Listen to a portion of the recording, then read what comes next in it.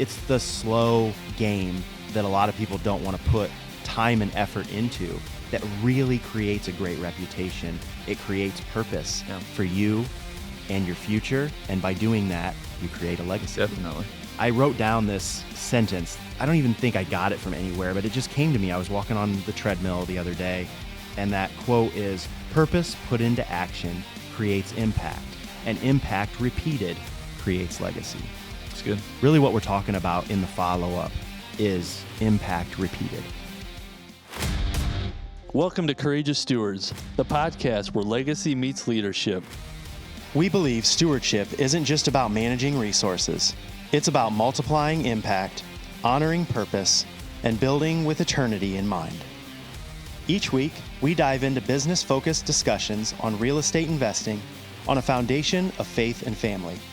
We have a desire to inspire listeners with a heart to reclaim their time, talents, and treasures for something greater. Whether you're growing your portfolio, leading a business, or a family, we need to become the best version of ourselves. This is your space to gain wisdom, walk in courage, and steward what matters most. Let's build what lasts. Let's lead with love. Let's become Courageous Stewards. All right, y'all, welcome back. This is episode 14 of the Courageous Stewards podcast. We're so happy that you guys are here and tune in to listen to us. Hopefully we can give you some value. Today, we're going to talk about the fortune being in the follow-up and how important it is to create relationships and continue to follow up and bring value to other people. And through that process, a lot of times opportunities present themselves that you would not otherwise have. I think it's so important to lean into following up consistently with people and creating relationships. Now, Sean and I are going to come at this from a little bit different perspective. Each one of us have different business models. Sean is in the real estate sales space, and so he takes the perspective from a sales view. And I tend to take it more from a relationship view and purchasing real estate.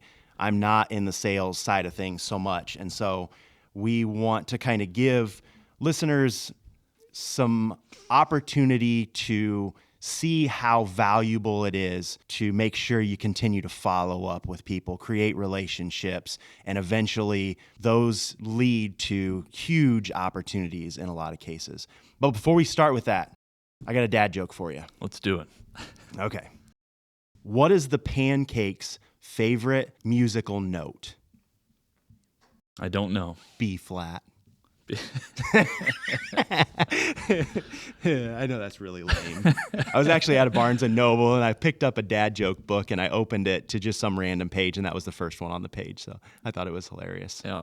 in a really stupid kind of way. I worked with somebody before my last job, dad joke guy. It was, it's entertaining. You know, It's I'm fun. not typically jokey kind of guy Yeah. for the most part, but I do tend to pull those as I hear them, and I'll give them to my kids when we're doing like our morning Bible study. We sit around the table, everybody gets up and meets at the table at 7 a.m. before school, and we do a little Bible study. There's like a one-page structure for each day of the year, and so we'll read through that, read a couple scriptures, and sometimes I'll pick out a dad joke to throw in there. And as soon as I say, "Hey guys, I got another dad joke for you," they're all like, "Oh, you gotta be kidding me. Here we go."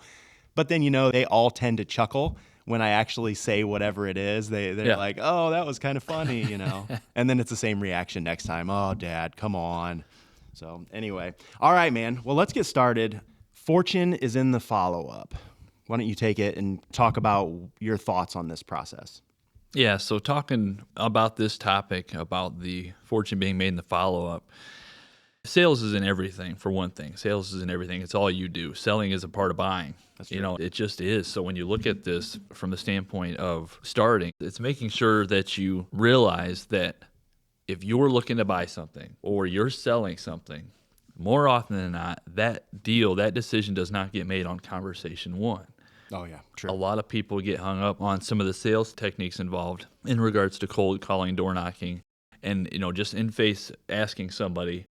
It's like you don't have to go after the thing or the outcome on conversation one. Yeah. In fact, I almost propose that you don't. I almost propose you pursue more of a follow-up. Maybe not this time, but let's touch base again later. I don't know how you are, but I'm not making a decision on the phone in the first 30 seconds that I'm talking to somebody that's trying to sell me something. The only or buy decision something I from make me. is I'm going to hang up on them. Right. Right? If I'm on the receiving end, normally if it doesn't go well in the first few seconds from a relational perspective, I'm like, no, I'm not interested. Click. Right.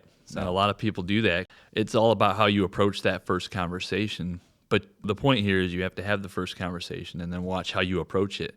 Because whether you're looking for your next real estate deal or you're trying to sell somebody on the idea of having, for me personally, being a licensed realtor, having me come alongside and help sell their home. When I call, it can't be about, hey, I'd love to put your money in my pocket. Would you like me to put your house on the market? Right. Done. It's game over. Like their defenses just went through the roof. Right. So it's a series of having that first conversation and having a posture to serve, not sell. Right. In this concept, it's so much about relationships. If you don't build a relationship with the person that you're communicating with, even if your original intentions were to bring them on as a buyer or a seller of whatever it is that you're presenting to them, if you don't start with a relationship, just forget about it. Yep. You know, you're never going to be able to make the gain and have the success that you want to have unless you change your perspective and make it about the relationship with the person rather than trying to just push the sale on them. You got it. It's almost a more priority in the person you're talking to, Right. Like the trap here, and I'm referring back to real estate sales being a good example. If you're cold calling somebody and you get them on the phone, if you are so worried about getting commission, you're desperate. Right. That is, you can smell that from miles away. They'll pick up on it. I just want that check. I just need that 3%, that 4%, whatever that is. I need paid. If you call them and your focus is on what they need and you're asking about their story, I think investigation is probably the biggest step in a sales process. I can figure out what it is they need, and then I can establish value around what they're going through. Whether they lost a family member, maybe it's a state property. Well, I want to talk with them through that, get to know them a little bit, share maybe the loss we've had, and we've had an estate property. We've personally been through that before. Now you're connecting relationally with that person, and then you're just trusting the process over the outcome, in those conversations. I found that to be true so often that if you just start from a caring perspective and hear what it is that this person gives to you, and then relate on that level, like you said, kind of come up with a story of some sort, maybe something you went through that they can relate to. And it's like, oh yeah, you know what? Now that you say that, I had a similar situation happen. Tell them about your story and create dialogue. Yep. Have a little bit of conversation that has really nothing to do with your original intention, but that little bit of connection will build over time. Yeah. It really comes down to not being so ready to move on to the next person to try to gain the next sale, but more so lean into the relationships that you're building. Continue to go back to those people. It's not about building a relationship one time. Try to be relational for 5 minutes on the phone and then you're on to the next person. It's really a lifestyle. Not that you shouldn't reach out to multiple people and continue to grow your network and all of those sort of things, but remembering to go back to the follow-up, go back to the people that you've already spoken with, because truth be told, you're probably going to talk with them 5, 10, 12, 20 times before you actually land the thing that you originally desired out of that original contact. But you find through the process that you actually build great relationships that way. Yeah. Maybe you do get a sale out of it, but you collect a lifelong friend or, somebody that you can go back to down the road and have a conversation with and create relationships with. So it's more than just, let me call this person, give them 5 minutes, move on to the next person. Right. There is some of that. That happens all the time. And it's qualifying, right? So if you go back from the sales side of things, it's qualifying. So if I call you and we're having some of that conversation and you're just, you're an absolute no, you're not interested, it's not going to happen, you can tell. Oh, sure. Because you keep asking. So you kind of qualify that lead as a potential follow-up. But you can't, at the same time saying that, it's not taking that first no or not taking that first not right now. Right. It's like the hard part is calling and reaching out to somebody else about something you're interested in or about a service you have to offer. The call is the hard part. If you get through that, then the follow-up should be the easy part, and the follow-up is the piece that most people don't do. Right. They think they had the call, they asked the question, they're done. Game over. They move on. It's like, no, that's so backwards. You've already talked to that person. Maybe they said no. Maybe they said not right now. But it's about making sure you take time and you're intentional to reconnect with that person. But we talked about this just before we started the podcast. I see a lot of people do this. They practice the follow-up thing. But what does it look like, right? Hey, just checking in. Yeah. You ready to put that commission check in my pocket yet? Can I have your money yet? Like, just checking in. That's not it. Reach out to them. Let's say a good example is just maybe a for sale by owner, and you're starting to connect with them, and they're not interested to work with you yet. Then next time you reach out to them, it can't be just checking in. Have you given up yet? Have you lost hope? And are you ready to let me help you sell the house? It has to be, hey, I was looking at your page again, and I think you should maybe move some photos up to the top. Make it really more marketable. You have a great afternoon. Yeah. And then next time, hey, I think this market's cooling down. It's been on for a couple months. You might want to lower that price point a little bit. Have a great afternoon. That is going to create trust, confidence, and a relationship, because they're going to wonder, why are you pouring into me on something and you're getting nothing out of it? And that often speaks to the heart, and that person will call you and will reach back out to you. So it's being willing to serve regardless of outcome. Yeah. You know what I mean? Yeah. Servanthood is one of the foundational pieces to being great at sales. Yep. You're 100% right. And not even just sales. It's a great foundational principle for purchasing property as well. Because more times than not, the person that you're purchasing from has had that property for a long time. It means something to them. They've put a lot of sweat equity into it and had it for years. And they don't just want to sell it off to the first person because you sent them a letter one time or called them on the phone and said, hey, you want to sell your property? Oh, no? Okay, see ya. Click. Yeah. You know, it really is developing a relationship with them long term. And I feel like this is a great way to sort of describe it.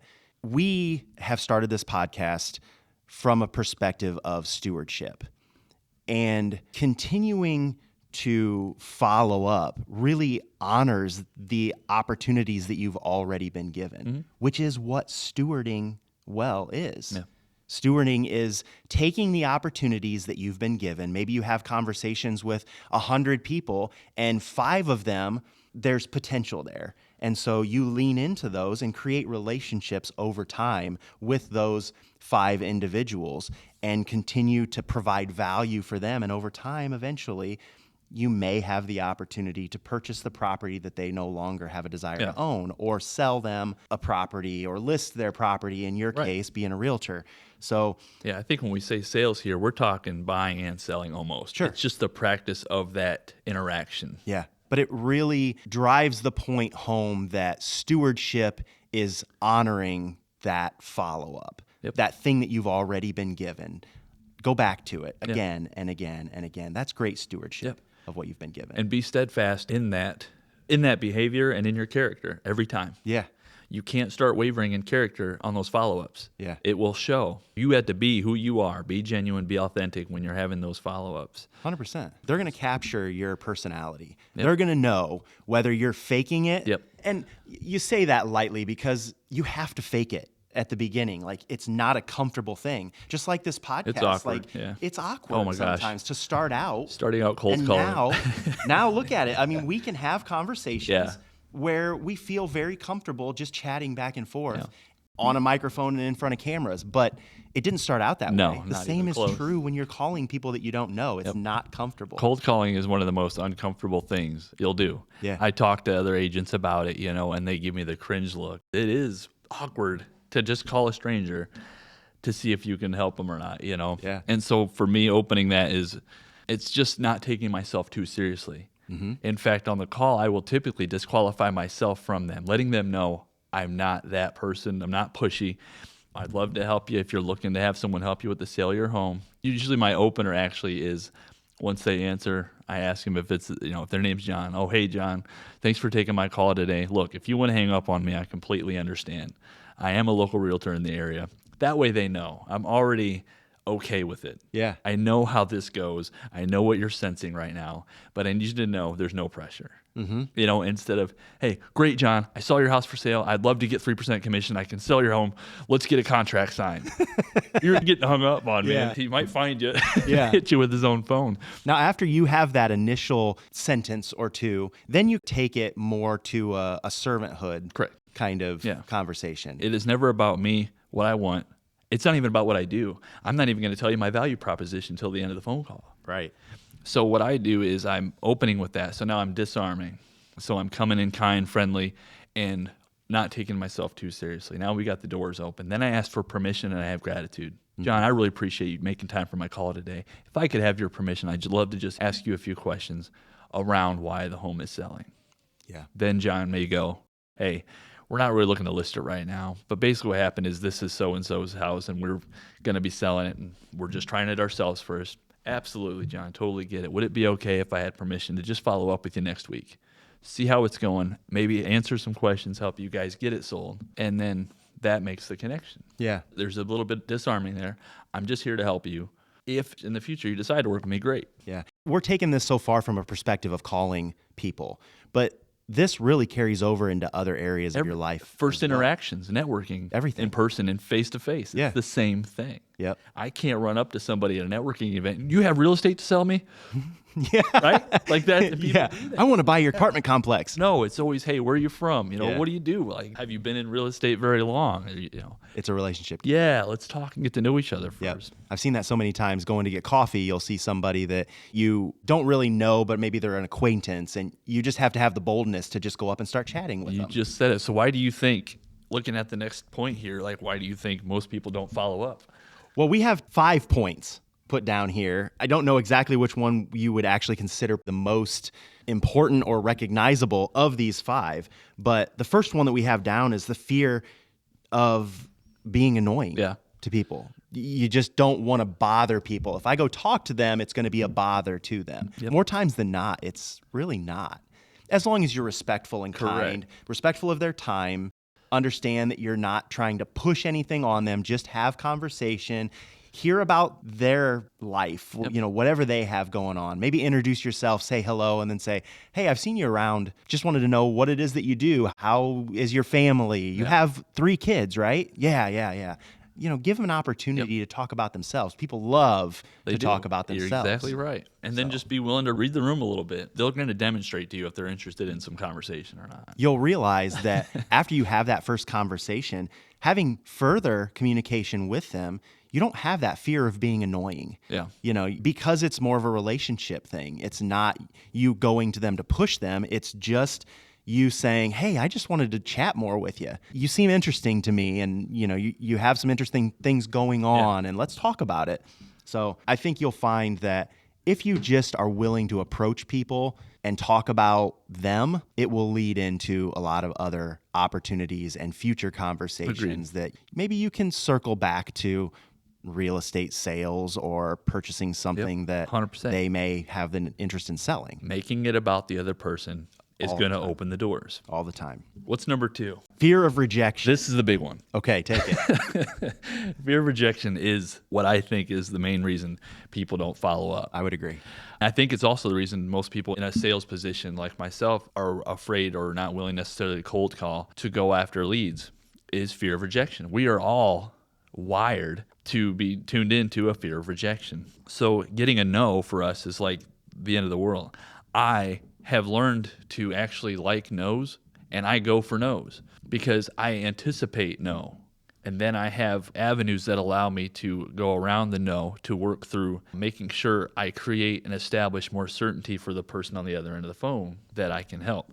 So a no is not a bad thing. A no could be a maybe, and you can convert a no to a maybe. Then you can convert a maybe to a yes. Yeah. But the fear of rejection has to go. It just doesn't have any place. If you're being a good person and you're being genuine and authentic and you're just doing your job and people recognize that, there's nothing wrong with being told no. Yeah. You'll get over it. We've all been told no. We've lived. So I think it's just making sure you're not afraid to be rejected. Don't be so discouraged on a no. My first metric I had measured was 160 phone calls. I called 160 people, and I think 2 to 4 of them converted to leads. That's it. Wow. That's a lot of work for just a few leads. For a few leads. But that's the reality. Yep, that's right? it. It's a numbers game. Right. Doing a cold call approach is a numbers game. And you're going to have people who are incredibly unkind. Yep, you're going to get hung up on. You're going to get voicemail jail. That's my favorite. That's where you've made initial contact. You maybe had some conversations. You've even followed up once or twice. Yeah. And then nobody's taking your calls anymore. So that fear of rejection one, that for me is why most people don't follow up. You almost just have to completely be vulnerable and willing to just put that behind you. Yep. It doesn't matter how I'm treated. Separate. You got to detach from the outcome. Yep. We are on that call with the pressure of getting the sale, right? Right. Like, oh man, I got to get this commission. Detach. Let that go. That's a byproduct of the behavior that you exhibit during the interaction. Right. That cannot be the thing of why you're having the interaction.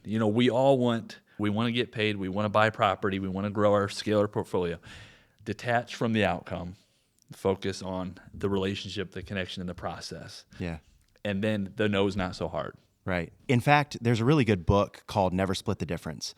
And he talks about that in the book. He was a FBI hostage negotiator. Yeah, I have that in my bag right now. It is an incredible book, and I would highly recommend that folks read it. But that parallels a lot with the topic that we're talking about today. And he talks about in that book how you really want to get to where you ask the right questions so that you give the person you're speaking with the opportunity to say no, but in the right context, because no is always easier to say than yes.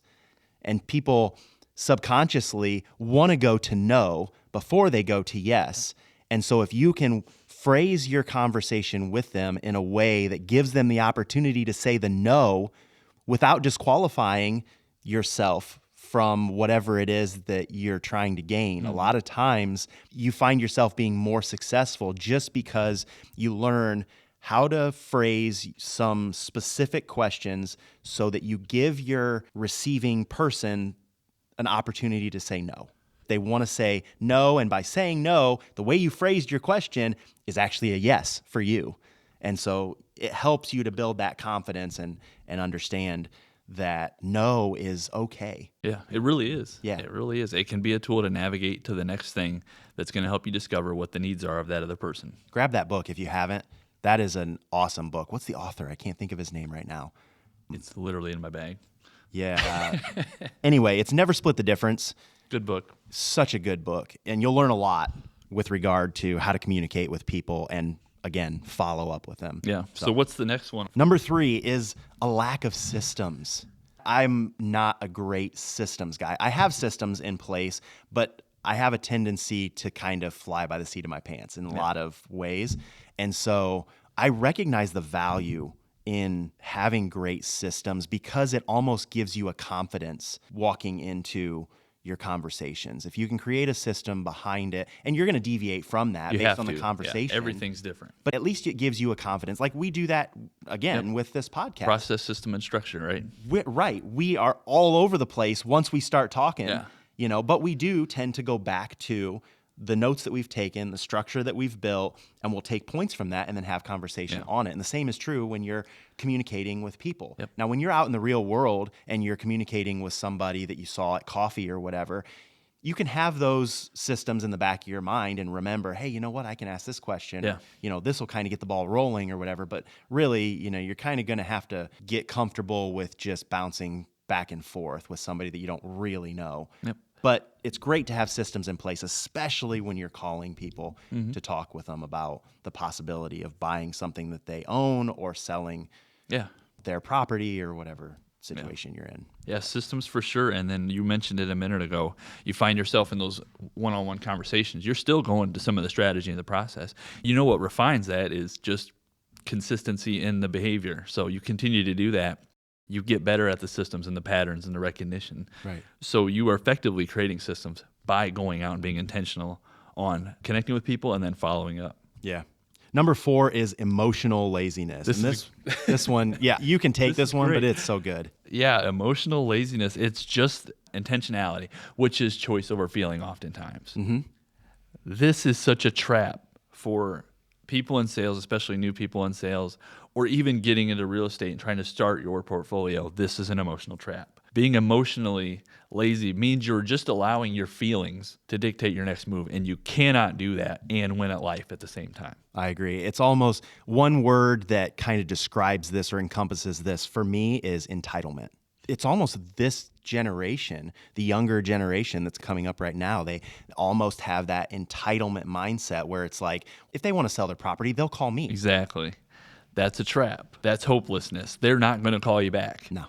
They probably forgot about you after the first phone call, and they're not going looking for your number.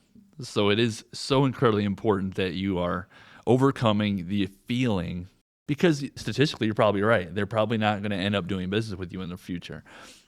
But what about the one that is? And you didn't send that text. We're going to talk about that one more later. But yeah, so make sure you're active in it. Make your decision to follow up, not go off feeling. Right. Don't be entitled. You're only going to be as good as the work that you put in. Amen. Yeah. Nobody's coming to give you anything. Nope. I just had this conversation with my son about his grades and the teachers. It's every kid, I think, has this perspective. It's like, well, the teacher didn't tell me. Right. The teacher didn't give it to me. They didn't come to me and help me. And I had to get this through to him, and he's definitely not the only one. There's many, many, many others that I hear the same idea. Well, and they're young. They're young. They're Maturity learning. needs Yep, to happen, but it's our- great encouragement, though. That's our job as dads. Yep, you got it. To be involved enough in the kids' lives to help them recognize that nobody's giving anything to you. Yep. You're going to get it. If you don't go get it, more times than not, it's not going to happen for you. You got it. It's so important for you to go make the effort. Don't be lazy. You're not entitled. Go get it. Whatever it is, make that thing so important to you that you are willing to fight for it until you get it. That's Go exactly get it. what I told Dylan the other day. He wanted to be on this list to participate in the school activity, but the list kept getting filled out. I'm like, when do you go sign up? I'm like, well, I don't know. I just usually swing by it if I'm passing by. I'm like, you need to get there when the list is up. Yeah. Beat everybody else to the punch, because if you're not, that list is going to get full and everybody else wins. You have to go get it, like just like Intentional. you said. So it's so funny. Yeah, I just had that conversation with Dylan. What's our last one here? Chasing new leads instead of nurturing existing ones. So when it comes to people not following up, Yeah. chasing new leads instead of nurturing old ones, what do you think? Again, it's all in the follow-up. It's all about recognizing the relationships that you've built and not deviating from those, not ignoring them, because there's so much value in continuing to cultivate those relationships, not just build new ones. Yep. I find that the best realtors, because we're speaking about realtors from a sales perspective, because you are a realtor, are the ones that create relationships with the people that they're selling property to or buying, or they're showing property or selling their property, I guess. I can think in my mind of just a few in our local area, and I'm like, if I am going to be selling a property or want to buy a property, these are the 3 or 4 people that I'm going to go to I feel without the same question. way, yeah. Because I know that it's going to be about the relationship and not just me calling them and saying, hey, I found these 3 properties on Zillow. Can you show them to me on Saturday? Yeah, okay, I'll meet you at the house. We've got some really great ones in our area. Just, Oh, man. Just good people. Absolutely. Just good people. Yeah, 100%. So it's really about the relationships and nurturing the existing ones that you have rather than always chasing the new lead. Go find another lead and another lead. There's enough leads out there. Create relationships and you'll find that you're highly successful. In fact, before I even knew you, believe it or not, and I don't think I've actually ever told you this, I got together with another investor and we were talking about you because you had come up as one of the new up and coming realtors in the area.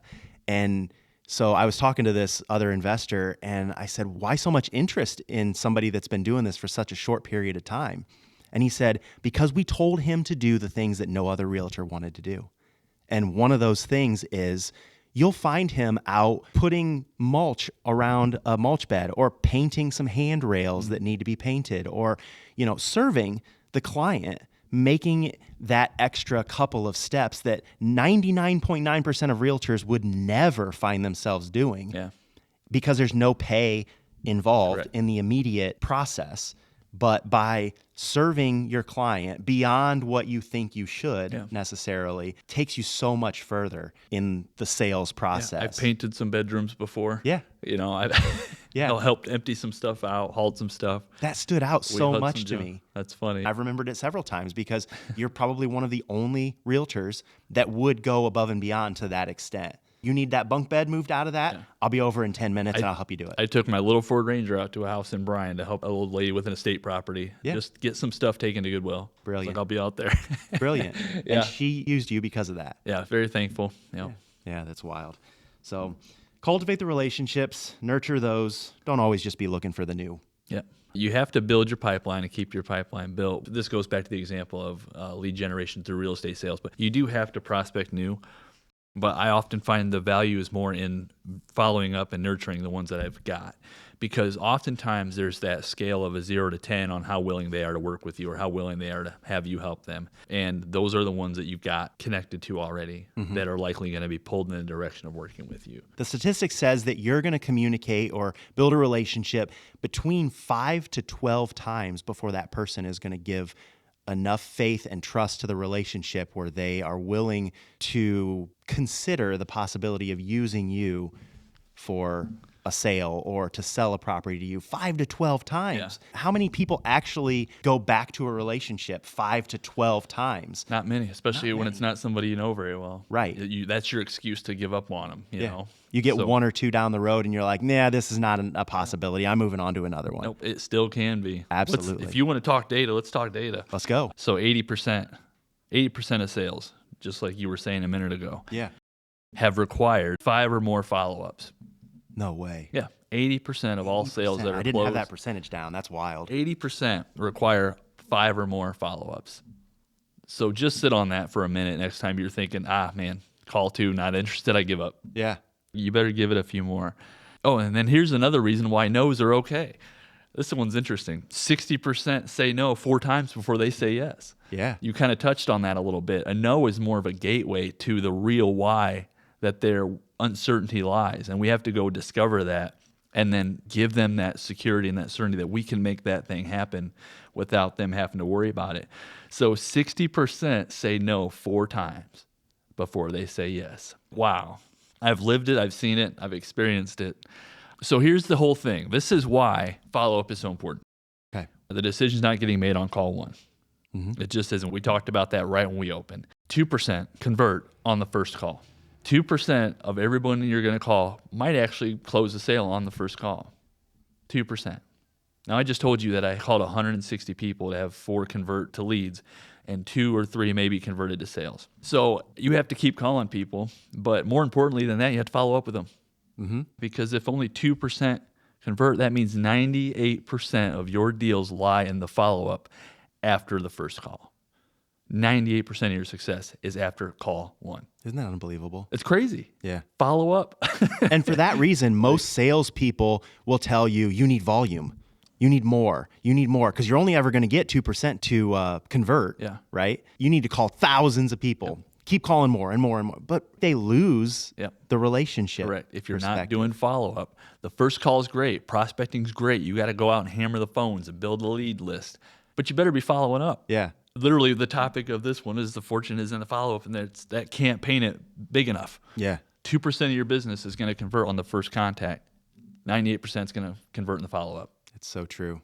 And I think in there, you need to have some emotional intelligence. You're going to communicate with people that are a no, that are clearly a no. Yep. You are a problem if you continue to pursue them. Yep. But others, you can have that intelligence enough to recognize their emotion, their response tone, and gauge, this is a person that I can get to know. Yeah.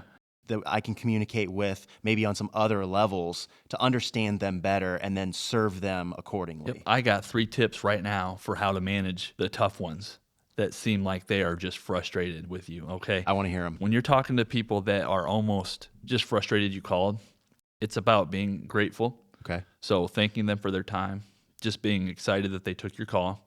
So you're going to have gratitude. You're going to ask permission because they need to feel like they have control of the conversation. So saying, John, I totally get it. I understand this is kind of annoying. You guys are doing for sale by owner. I see that. If I could, I would just love to have your permission to just ask a couple questions or reach out to you in a week. Would that be okay, John, if I just touch base in a couple weeks? Give you some space. You guys keep selling it. Make sure you get with me for questions. Now I'm asking permission. I'm not pressing it. Then if there's still that kind of hard, like I'm not interested or not right now, but he's letting you maybe reach back out in a couple weeks, and you reach out and maybe there's nothing. Maybe it's radio silence. You need to make sure you text, call, and email. You've got to use your multiple sources to try to touch base. Okay. If you're still not hearing anything, this trick can work, and I've seen it. It's crazy. Disqualify yourself. Okay. Disqualify yourself to that person. And what do you mean by that? That means your next text or call is going to just be you being completely honest and transparent. Okay. Hey, John, I just wanted to call you, just talk. I just get the sense you're not interested at all in work with me. I totally understand. And I feel like I'm at the point now where I'm kind of annoying you, and that's okay. So I'm going to just let you reach back out to me if you decide, but I'm not going to keep bothering you because I don't feel like we're going to be doing business together. And that's totally fine. I'm not calling to pressure you into that. Just letting you know that I'm going to stop probably reaching out for now. Make sure you call me if you decide something changes, right? I've disqualified myself. I've told them, I get this feeling. It might be true. And they go, oh, that's weird. So what you might get, now you may be right most of the time that they're not going to work with you. And they'd be like, thank goodness, the guy finally gets the hint. Yeah. I'm not calling you back. But what you find sometimes too is they text you back. They go, no, that's not it at all. It's just been a busy week. My one kid is sick. He's been out of school for a few days. We just haven't had a chance to really get into this again. Yeah. Stay in touch. That's not at all what I was thinking. And so you disqualify yourself. It puts this thing on the person on the other side to go, that's not, I'm taking myself out of it before they've had the decision to do so. And I think that creates that extra opportunity to connect where you get them to share their side. Yep. Because you've made it okay. I'm not going to be mad if you don't work with me. In fact, I'm just going to stop. I'm going to let you go because I can tell you're probably not interested. So gratitude, permission, and then disqualification can help with some of the tougher ones that you may deal with when you're trying to sell or call. And I think to the point that you just made with those 3 tips, continue to add value, not just check in. Oh Nobody really likes it when somebody just continues to call them just to check in. Yep. So even through the process of the 3 that you just gave, continue to add value there and beyond. And maybe even when you disqualify yourself on the 3rd call, you also say, I would like to add value in this way, or this way. No strings attached, no commission involved. Yep. I just want to help you guys get your property sold or help you find a property. Yep, it's a great or approach. buy your property, whatever. So, continuing to add value every time you have communication with somebody rather than check in will make all the difference in the world. Yeah, I think that's a great tip. Yeah. Is just add value. Each touch point, there should be something added to the person on the other side of the phone. Here's a great tip for connection. And again, it's not as hard if you're just networking here or there and you get to know people personally and you're shaking hands and stuff because you're building a relationship right there. But when you're in the space of sales and you're trying to call and connect over the phone maybe, it's so incredibly powerful to hear what they're saying, listen intentionally, be an active listener, but also write some things down. Remember some things, pray for some things. That way, that next time that you call that person, you remember that they were kind of holding things because they had pneumonia. They were not well. Right. And so you can call them that next time and go, hey, how are you feeling? I just want to pray with you first, and I just wanted to see how things were going, if you guys were having a lot of showings, or if this was starting to become a burden on you because you weren't feeling so well the last time we spoke. It's amazing how much people love the fact that you listen. They're almost shocked. I told the one guy I hadn't talked to him in 6 months, but I remember his birthday was in August because I had a note. And so I called him 6 months later, and I had just told him, hey, man, happy birthday back in August. I know it's late, but I told you I wouldn't reach back out to you till this time of year, And so I reached out with him, but I mentioned his birthday on August 13th because I had remembered he had said that on a previous phone call. And he was like, man, you remember my birthday? He was surprised I remember his birthday. And it just was something for us to kind of chuckle about and then get back to the conversation about what we had talked about doing before. So, But there's so much value there. Yeah. Just those little things. Exactly. Like, I don't even hold birthdays personally to really a high standard or whatever you want to call it, I guess. I don't care, I guess, about my birthday. But if somebody remembers my birthday out of the blue, it's kind of a wow factor. Yeah. It's like they care enough about me to say, hey, I remember when your birthday was and just wanted to wish you a happy birthday. It's like, wow. Yeah. That's cool. Hey, let's talk. Yep. It's disarming, and it connects you a little bit, Everything that we're talking about really is about building your reputation. The follow-up builds your reputation. How you handle yourself builds your reputation.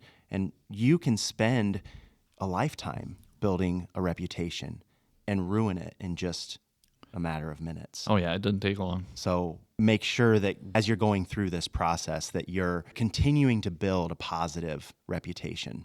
There are really two sides to this coin. One of them is stewardship. The other one is hustle. You'll see a lot of those people who are hustlers, right? They're going after the next deal. They're constantly pushing for the next thing. They're making tons and tons and tons of phone calls rather than develop relationship. That's the hustler, right? And a lot of times that leads to burnout. The other side of the coin would be creating relationships, building a network, building a good reputation for yourself. And that side of the coin is stewardship. And really that creates legacy. All right. That's where legacy is built. That's the long-term focus, right? Instead of the short-term.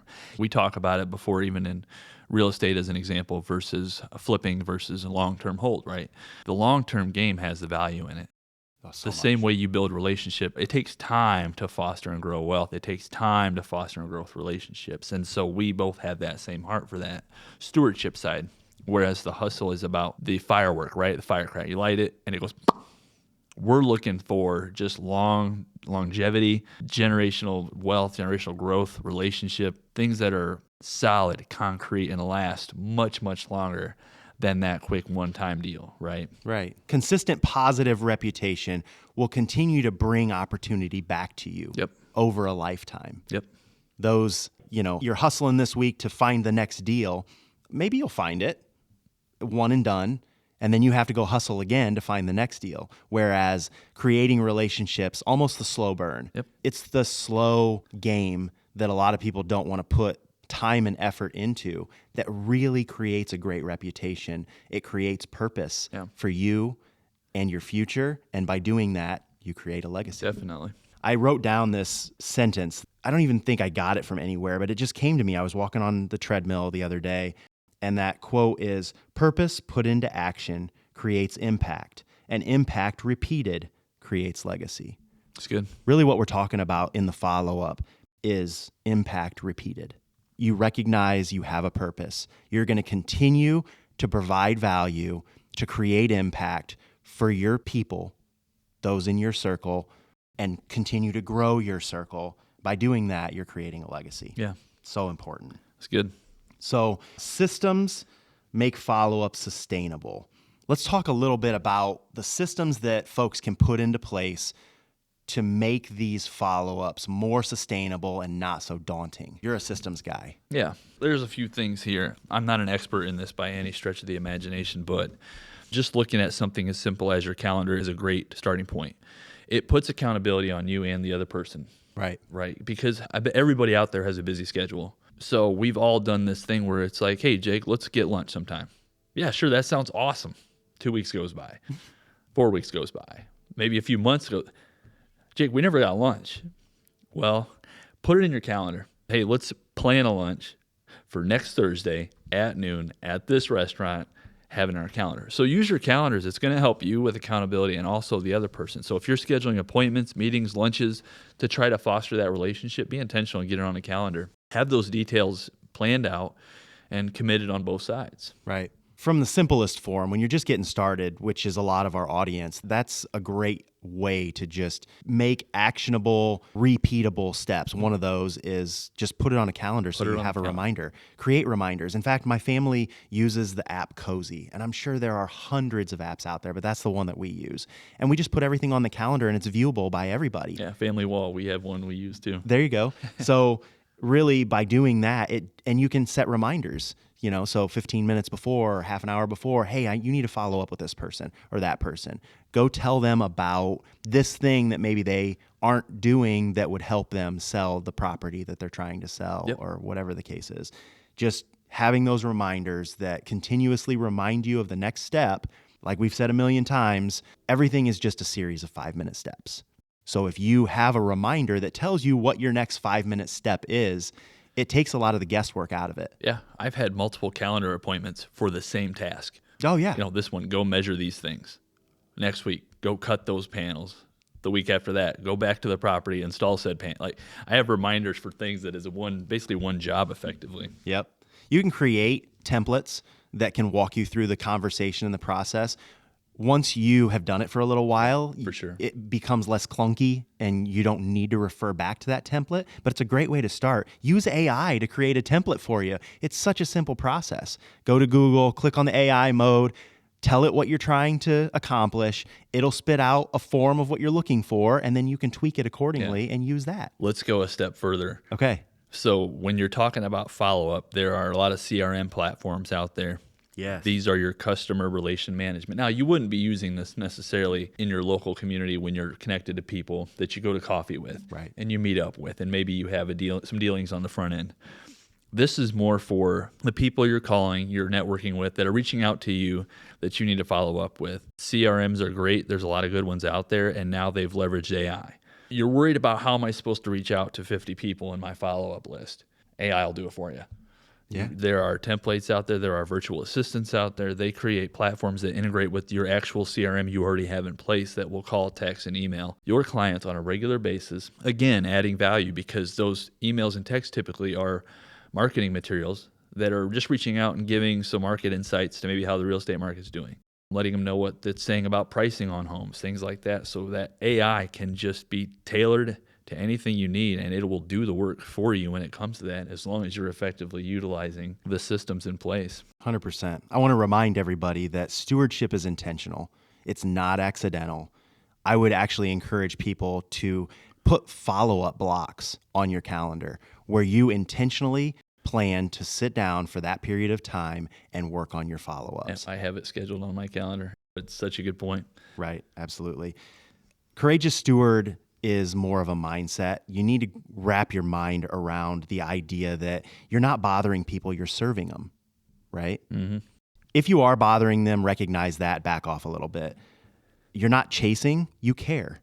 You really care. Don't just act like you care. You need to really care about the person that you're communicating with. You're not waiting, you're being intentional. You're presenting, you're not pushing. Yeah. Right? You're giving people options. You're trying to serve and help them. Keep those in perspective. Try to think back to those. I have a story about a couple of properties that we wanted to purchase, and following up with these folks. It was 3 guys. They were part owners in 8 units, I think, and they didn't want to sell. Started having a conversation with a couple of them, just chatting about, the possibility of them retiring, what they thought they might want to do, where they planned on going in retirement. Are you going to stay around this area where it's cold in the winter or head somewhere south? Just, normal conversation that you would have. Through that process, after 2 years probably of having conversations and just an ongoing relationship with these folks, they decided, you know what, I think it is time for us to sell. So they sold us 6 units. They said, well, we have another couple of duplexes that we think we might hold for a little while longer. And then, I don't know, we'll see what happens. But we may hold those because they're not that hard to manage from afar if we want to go somewhere else. So we continue to have a relationship with them. And they're great folks. I wasn't just having conversation for that reason, but that was, kind of always in the back of my mind. Sure. Like, they do have some property that maybe I could acquire if we get down the road and they want to sell. Just so happens a year later, they decide, you know what, we do want to sell that other duplex. Are you interested in it? I bought neither of those on market. They were both off market deals just because I cultivated a relationship that I would have otherwise had anyway. Go meet them for coffee, have a chat, see how their family's doing, all that kind of stuff. By doing that, I'm at front of mind when they decide they want to sell, and I'm the first person they come to, and I get the opportunity. Yeah. Perfect example. So do you have an example of something from the sales side? I've got a couple. So there was no objective here of getting a deal, getting a property, or selling somebody's home. We had moved over to where we're at now, and a gentleman had moved in down the road from us, and I was out running the one day, and he's got an acre of yard, and he's out push mowing this yard. Wow. I've got a half an acre, and I have a 0 turn. I don't need it. I have it. I can mow my yard in 16 minutes. So I actually stop running, and I take my headphones out, and I walk over to introduce myself, welcome to the neighborhood, and say, man, I'm running home. I'm going to get my mower, and I'm going to cut this grass real quick. You put that thing in the barn, okay? So I went down and got my mower, and I mowed his yard because there was a lot of grass. It was long, had been letting it go, and he's out there trying to push mow it. Then I left. Then I ran again and caught up with him another day sometime, and prayed with him because his wife was pregnant and stuff, and they were starting their family and stuff. Great guy. And then I went home, and then I'm out running again, just waving at him. So anyways, fast forward a year or so, and then all of a sudden there's a sale sign out front. And I was out running and he's outside. I'm like, you guys moving? I just let him know. I was like, I'd love to help serve you guys in getting this sold. He's like, you're a realtor? I was like, yeah, I am. I've just got licensed not too long ago. And he's like, dude, absolutely, right now. Like, I would love that. He's like, I never forgot when you came over and mowed my grass. So it was like that, just that servant heart brought the deal to me, and I didn't have to do anything. Right. And then you think that when you're cold calling, you're like, man, I'm calling all these people. No one wants to talk to me. Sometimes people are thankful you called. I had gotten a cold call to somebody that actually struggled with high-level anxiety, wanted to sell their house, and was just doing it for sale by owner because they didn't want to call anybody and talk or do anything because of their anxiety. Yeah. And she was just so grateful I had called. She was like, thank you. I do need the help. I just didn't want to reach out or call anybody and mess with all of that because I just don't do well with that kind of thing. She was so excited I called her. Again, follow up. Here's another one. Don't give up too soon. So I had followed up with the guy a few times. It was working to hopefully help him list his house and everything, and it was going great. And he's, well, actually, we got an offer. And I was like, hey, congrats. That's awesome. Good for you. I see people sell for sale by owner all the time. Nice work, And got off the phone. I left it at that. I should have followed up. Yep. Because that buyer didn't come through with pre-approval. Financing fell through. And then I saw that house listed 3 weeks later with another realtor. Mm-hmm. So for me on that one more phone call could have been the difference. Yeah, that's painful. Hey, man, I'm glad you called me back. That buyer fell through, actually. And we were just talking about getting it. That could have been my follow-up. So that was a miss. Yeah, continuing to cultivate that relationship. Yes. We need to remember that the fortune isn't just about money. Really, it's about impact, influence, and ultimately legacy. Absolutely. I would encourage people to lean into this, follow up, create relationships, build your circle, make it grow, find your purpose, cultivate that to develop a legacy over time.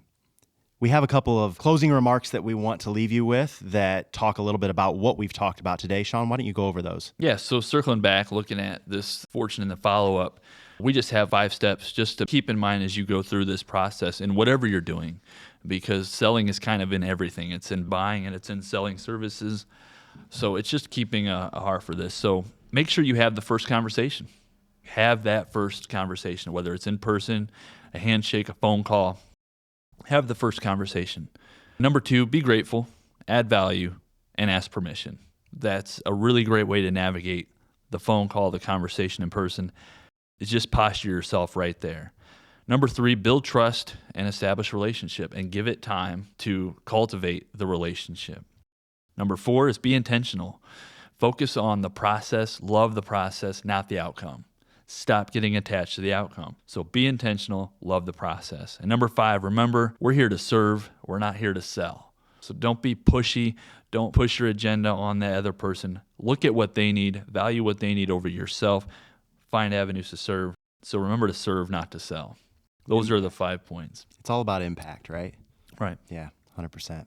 All right, guys, thank you so much for tuning in to this week's episode. We love doing this. We enjoy it and look forward to it every week that we get to sit down and chat about different topics. We hope that you guys enjoy it as well. Go find us on your social media platforms. We're on all of them.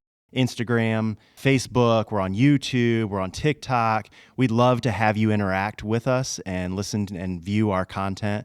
We appreciate you guys so much, and we look forward to the next episode with you. We'll see you next time. Thanks for joining us today on Courageous Stewards, where legacy meets leadership and faith fuels the journey. If this episode stirred something in you, share it with someone who's ready to step boldly into their calling. Subscribe, leave a review, and stay connected as we continue to explore what it means to lead with conviction, serve with excellence, and build with eternity in mind. So until next time, keep showing up, keep stewarding well, and remember, courage isn't the absence of fear, it's obedience in motion.